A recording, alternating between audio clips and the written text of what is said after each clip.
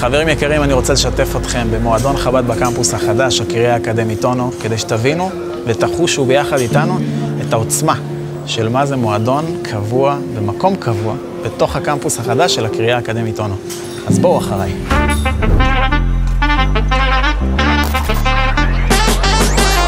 בקמפוס פועלים פה כבר הרבה מאוד שנים, יש לנו שיעורים של יהדות, מפגשים, סעודות שבת, הרבה מאוד קשר אישי וחם עם סטודנטים, פעולות של התנדבות, באמת פעילות מאוד מאוד מבורכת. קורה פה משהו שהוא תקדימי, קמפוס הראשון בארץ, שחיבק את ארגון חב"ד בקמפוס ונתן לנו להיכנס בבניין היוקרתי והעוצמתי הזה. זה לא מובן מאליו.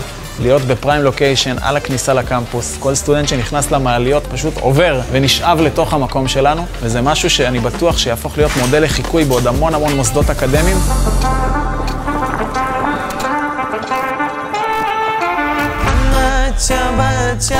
כל שבוע בימי חמישי אנחנו פותחים שולחן, להכיר את הסטודנטים, להיות איתם במגע קצת. דוכן שנקרא כמעט שבת שלום. סטודנטים באים, שבת שלום, אוכלים מרק, אווירה טובה, מתחברים.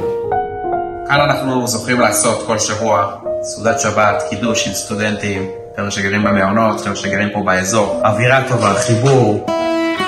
זכינו שאשתי היקרה היא אדריכלית ומעצבת פנים, אז היא בעצם עיצבה את החלל המדהים הזה שיש לנו פה בחב"ד בקמפוס, ובגלל ההיכרות שלה עם השליחות ועם הסטודנטים וכל הצרכים שחשבנו ודמיינו, אז היא לקחה את כל החלום הזה והורידה אותו למציאות. הכי כיף לראות אחרי כל המאמץ הזה, שזה עשה וואו, והסטודנטים נהנים, והם באים לשתות כאן כוס קפה, ולאכול צהריים, ולנגן, ובאים לשיעורים, ממש כאילו מרגישים בבית בתוך המכללה. עברנו כל כך הרבה בשביל להגיע למקום הזה, להגיע לרגע הזה.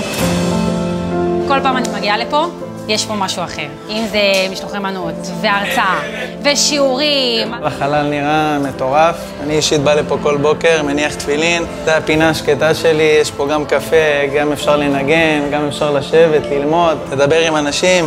אוהב את המקום, את האנשים, אווירה טובה, מקום שקט ללמוד בו, מכונת קפה, כל הדברים שצריך, מה שנקרא, במקום אחד, עם אנשים טובים, תענוג. לפעמים אני כאן בשמירה, מתי יש לי את הזמן לברוח, אני הולך לחב"ד בקמפוס. אווירה של בית, אתה נכנס, אתה מרגיש טוב בלב. אני אוכל שם, אני יושב שם, אני מכין קפה, ולא בא לי לצאת. בא לי לסגור את הדלת ולהישאר. יש קסם בחדר הזה, אי אפשר להסביר את זה במילים, זה קסם... אנשים פה בשבילך, לאו דווקא עכשיו באים ללמד אותך על הדת, אלא באים ללמד אותך על החיים, לשמוע דברים, לקבל עוד פרספקטיבות, שאותי זה מאוד מעניין. החלום שבעזרת השם המקום הזה יהיה פעיל 24/6 או אפילו 24/7, כי גם שבתות אנחנו כאן. שיהיה בעזרת השם בשעה טובה ומוצלחת, בעניין הדעה, שתזכו לבנות בית נאמן בישראל. כאן המקום לעדכן שבעזרת השם כל סטודנט וסטודנטית שהולכים להתחתן מוזמנים למועדון חב"ד בקמפוס לפתיחת תיק נישואים ולקבל ליווי מלא מהפתיחת תיק ועד שבירת הכוס תחת החופה, והכל בכיף, ללא שום כפייה ועם המון לב פתוח. מוזמנים.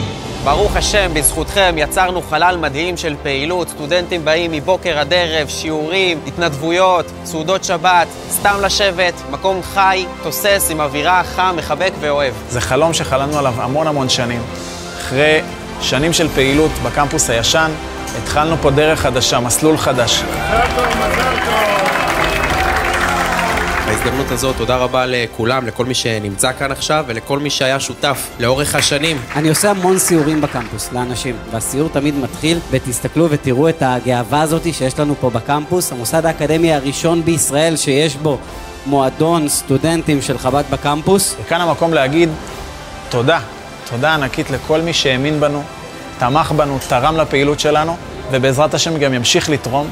כי בסופו של דבר, בלעדיכם, בלי האנשים שתמכו, האמינו, זה לא היה קורה. אנחנו רק חלמנו, וחלמנו רחוק. שהמקום הזה יהיה מרכז של חיים, מרכז של פעילות, מקום שוקק חיים שכל רגע במהלך הלימודים, סטודנט יעבור לידו ויגיד, מה קורה פה במועדון חב"ד בקמפוס? גם אני רוצה לשמוע, גם אני רוצה ללמוד, גם אני רוצה להרגיש, גם אני רוצה להתחבק ולהתחבר.